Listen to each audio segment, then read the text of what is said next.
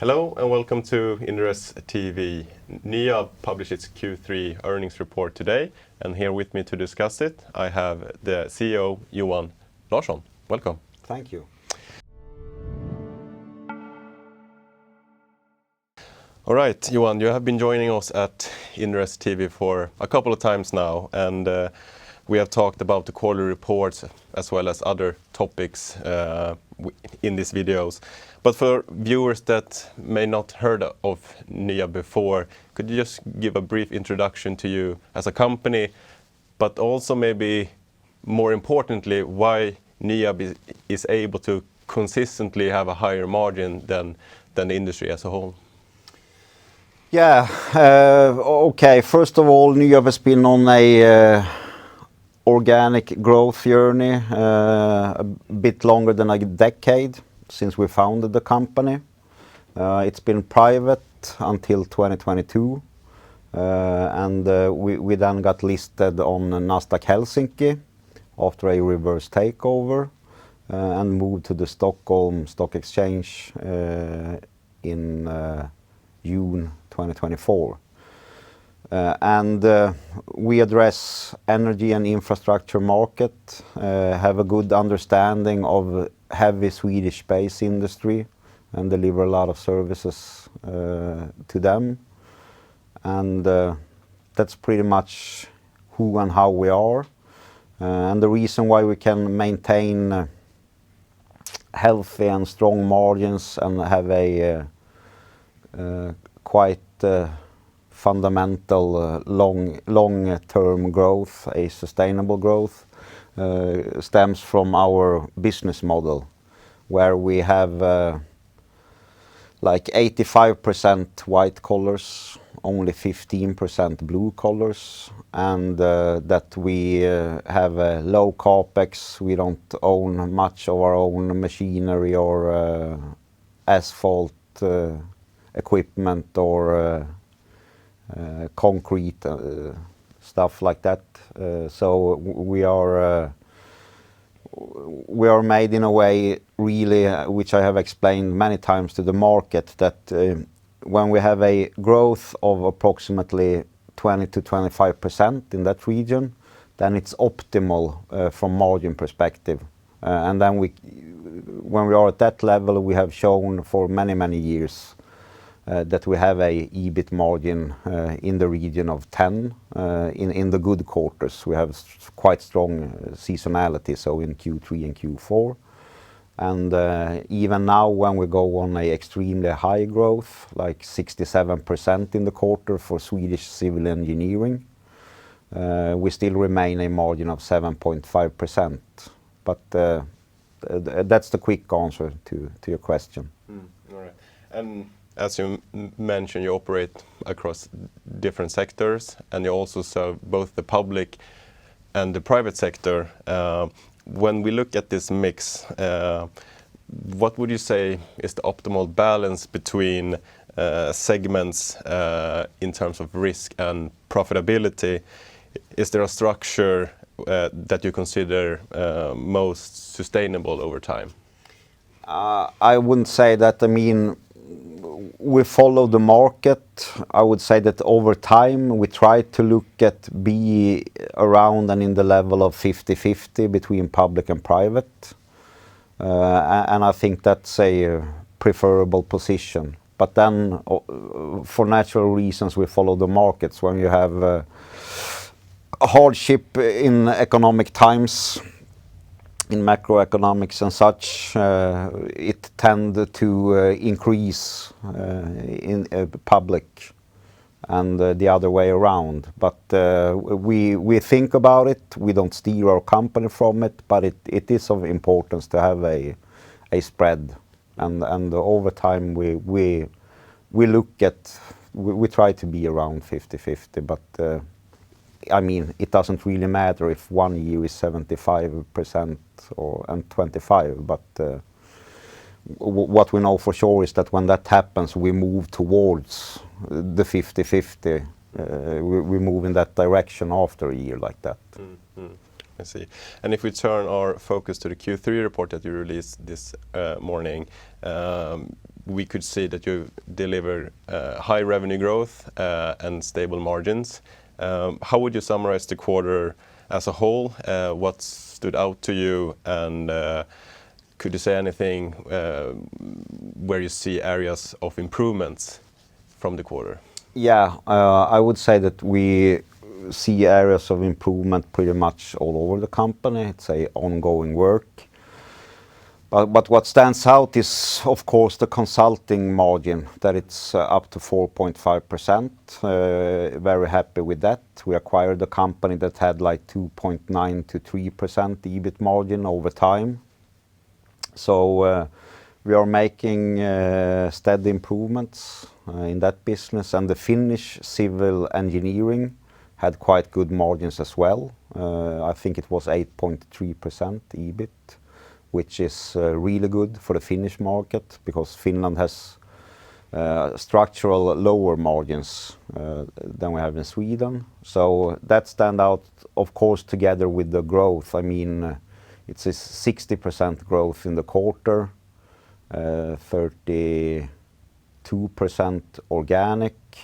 And if you narrow it down to Swedish civil engineering, which is our base and where we come from, and we have a 67% growth. So that is, of course, not a long-term sustainable level. We don't want to be there. Of course, now we have that growth. We want to have that growth now in this quarter. And it's an important step for us going forward. But of course, we're not looking to show that number for the coming rolling 12. Yeah. And you also mentioned Dovre and the improved margin there. Would you say that this 4.5% margin is sustainable over the coming quarters? And how would you say that the integration has progressed overall since you integrated the business in early 2025? Yeah, a quarter is, of course, a short time. So I wouldn't say that it's sustainable. I would say that it's obvious and it's evident that we are improving, and the journey of improving continue.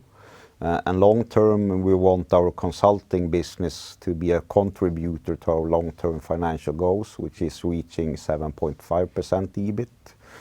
So we move in that direction, but I wouldn't go so far. So I would say that, okay, Q4 now is a 4.5% margin. But we move in the right direction, and that's what's most important. So maybe not read too much into this 4.5% figure. No, but more see the progress. Yeah, you can clearly read in that there is a improvement, and it's an ongoing improvement. That is clear. Yeah. But I wouldn't like stretch it out that this is the truth for the coming quarters.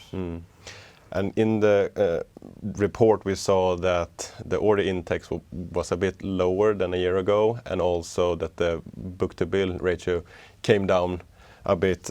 How would you say that the demand environment has evolved across your Nordic footprint during the quarter? Well, the demand is high. First of all, when it comes to order and order intake in the quarter and such, as most know, we have a phase 1 contract that is in a joint venture, so we don't have that order. And the demand is high. In the quarter, our order book is 6% higher than this time last year, and you know what growth that led to. So and there are a lot of things like in the pipeline, and the market are very active. I mean, energy and infrastructure investments together with the defense that do related investments as well. I would say that the markets looks really good. And that's especially in Sweden. And we see clear improvements now in Finland. We have said that for like 2 quarters now that we see them, but now they start to materialize. So the situation is so good that everything is up to us. It's up to NYAB, it's up to our performance, it's up to us to be selective and wise and choose the right projects to be successful going forward. I see. And if we look at a year-to-date basis, you have shown very strong momentum in the revenue growth and the order intake when you look at the year-to-date. And due to that, you made front-load investment in the staffing capacity early this year. Do you feel that NYAB now has sufficient staffing and subcontractor capacity and supply chain resources to execute efficiently on the current order book going forward?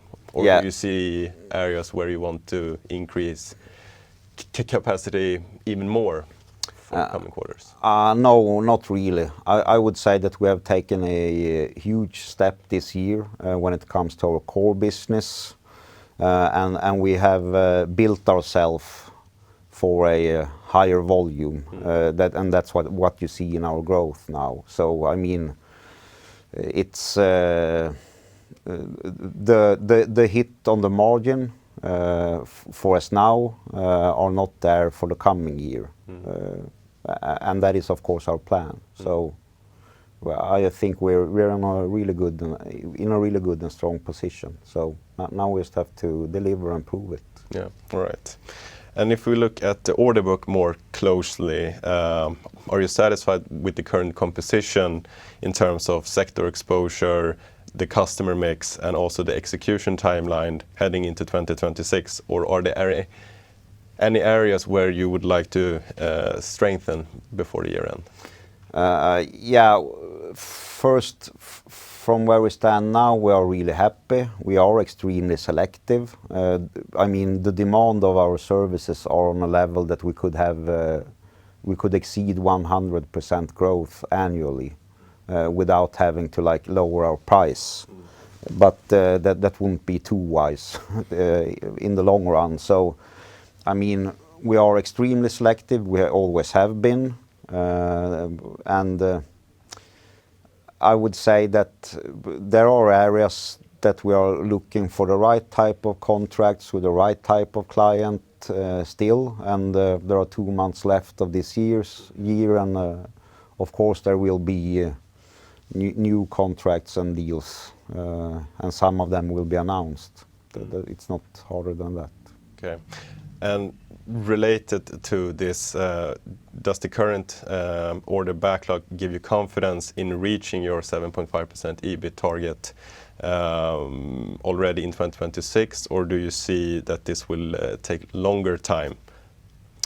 From where we stand now, I mean, the 2026 hasn't even started, but I would say that for sure we will move in the right direction in comparison with this year.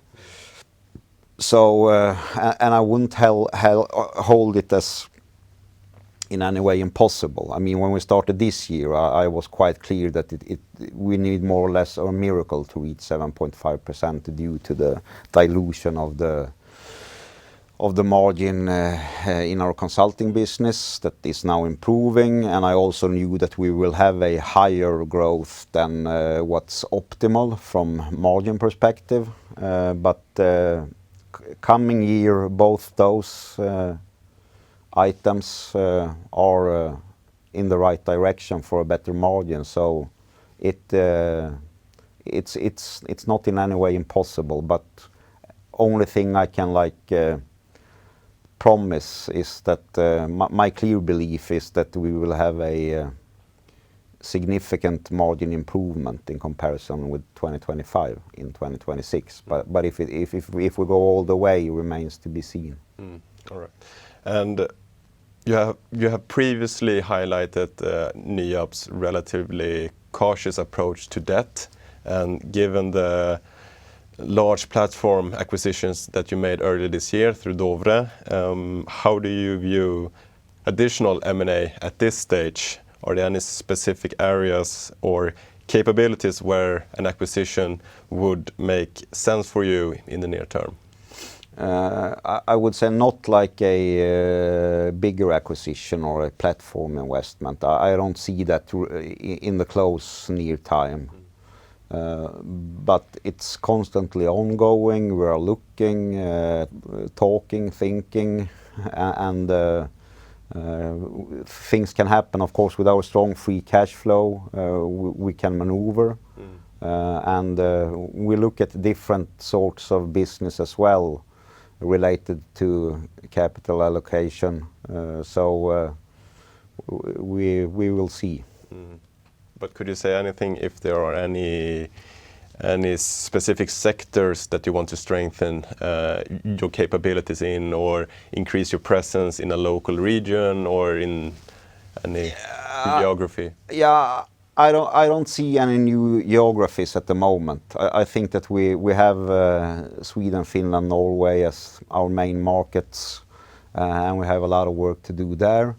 And when it comes to strengthen our capabilities and such, to a high extent, that's an ongoing work, and that's one of the reasons for the margin decline in the quarter, increasing our capacity and also our skill level.